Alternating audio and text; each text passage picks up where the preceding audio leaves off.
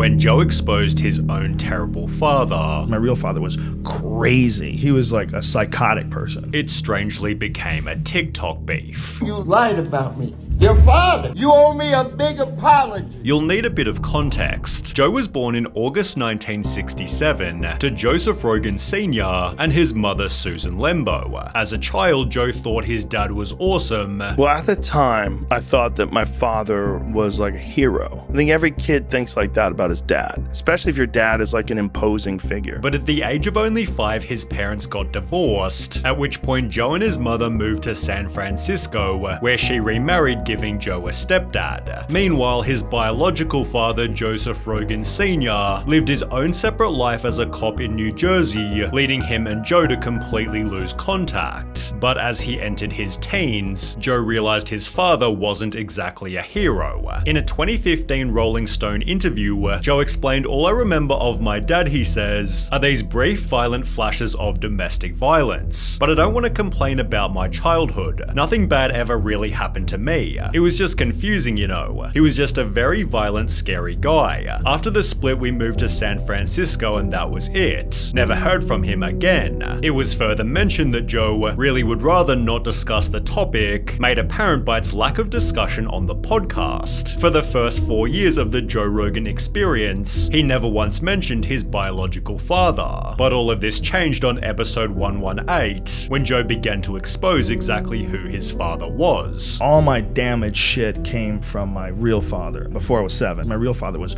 crazy. He was like a psychotic person. He explained some of the worst things that his dad had done. He beat the out of my mother. Like he would be the type to come home He beat like, the out of my cousin. Really? Yeah, he beat my cousin up. He picked my cousin up by his hair, threw him in. He was a big guy, big, scary, crazy cop from New Jersey. I got to see worst case scenario, someone who just can't keep it together, smacks women, beats the shit out of kids. Further adding in the Rolling Stone interview, when I was 5, I had a fight with one of my cousins. Punched him in the face over something stupid. My dad pulled me aside and I told him the truth of what happened. He said, "Did you cry?" I said, "No." He said, "Good, don't ever cry." I mean, he was happy that I punched my cousin. He didn't give a that I was in a fight.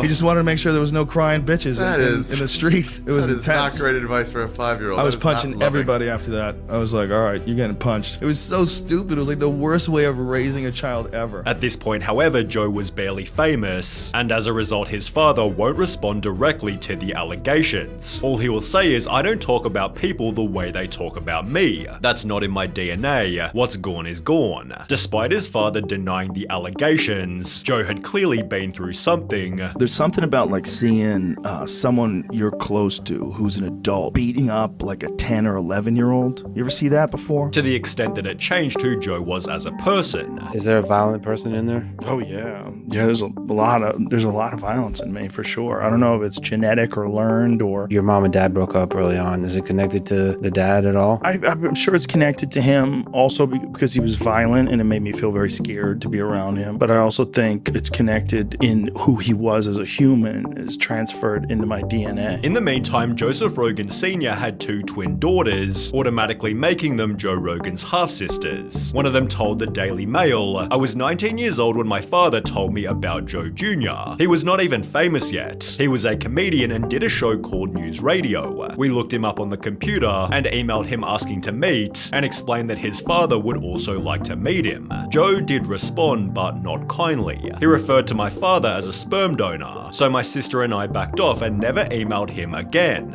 Joe clearly had no interest in reuniting with his father. Did you ever want to meet your dad? Did you ever? See, you know what's funny? My mom... I met him. I knew him until I was like 6. Instead, using the experience as a learning lesson. It made me realize that you can't count on people, but you can Then count that's on trust some people. issues, But man. I definitely had That's trust issues for a long right time, there. But become someone that people count on. But while Joe thought his dad wouldn't see what he had said, My parents, well, like regular people, Your no. parents don't listen to this show. They got shit to do. No, they don't.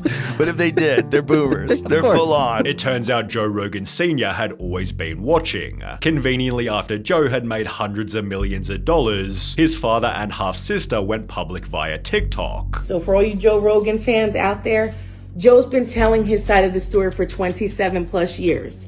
Now it's time for the original Rogans to tell our side of the story. It begins with Joseph Sr. first calling his son out. Lied about me. Your father. Tired of it, Joe. Just had enough. You couldn't handle me. 81 years old. You couldn't handle this guy right here. And when you said I beat up kids, I beat up other women, how could I get away with that? You lied. We all know you lied. You owe me a big apology. Whilst his half-sister supported that their dad did nothing wrong. Joe, you were taken away at a very young age. Unfortunately, you did not get to grow up with the man that we were fortunate enough to grow up with, that my kids are fortunate enough to grow up with. They try to make it seem like they simply wanted to talk. Come here, sit down, and me and you talk. That's it. I won't tell nobody what was said. I'm a stand-up guy. I ain't like you making up stories so I can make money. However, money seemed like the more obvious motive. You got all the money, everything, but you know what you don't have? You ain't got 2 balls. I love when I see the comments. They just want the money. They want the money bag. I have a box, Pandora's box. And if I open it, Joe, things would get really ugly. The video concluded with his father stating this. Family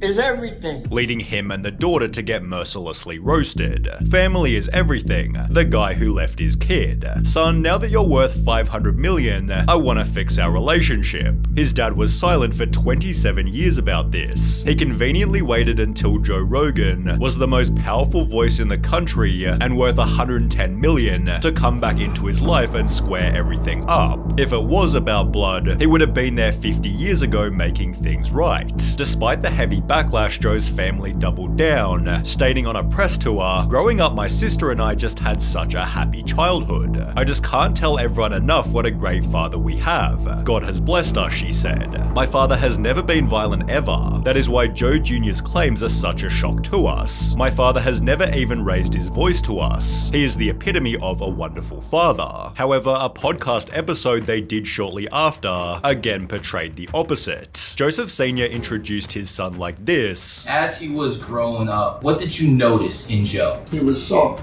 Soft? Yeah. It's soft in what way, sir? He wouldn't get involved with people, and he wasn't a tough kid. And then proceeded to state. Everybody out there, I'm gonna tell you straight up, Joe's full of shit in plain English. He went to drama school. You can see he's a drama queen. Everything is drama to him. If he's that crazy at 81, I can only imagine when he was 40. He then accuses his son of being gay. Joe has sugar in his tank? I bet on that. Did you see signs of that when he was young? Long time ago. Did he ever show interest in girls? I didn't see him much since he was 7 years old. I didn't even know what the girl was. But it was clear that his father was simply bitter. I think the wrong thing they did was give him that #1 over his head. If you look at his head, it got bigger. His head got bigger than his head. Despite this, Joseph Sr. still wanted to meet his son, stating, "I'm on my way out. I'm 80 years old. I'm in the rearview mirror, but I would like to see him. I definitely would sit down with him because he needs to listen to my side of the story." However, calling Joe out made this way less likely, because recently, when Bert Kreischer asked Joe about his father, Joe refused to give the topic attention. Wait, is your dad still alive?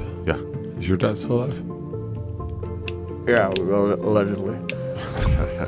Positively, however, it's made Joe a better person. Because I watch my kids I watch them, I talk to them, I communicate with them. I didn't have a good childhood. So for me, it's important to be a good dad. Talking to them, treating them like I'm not just their dad, but also I'm their friend and I care about them.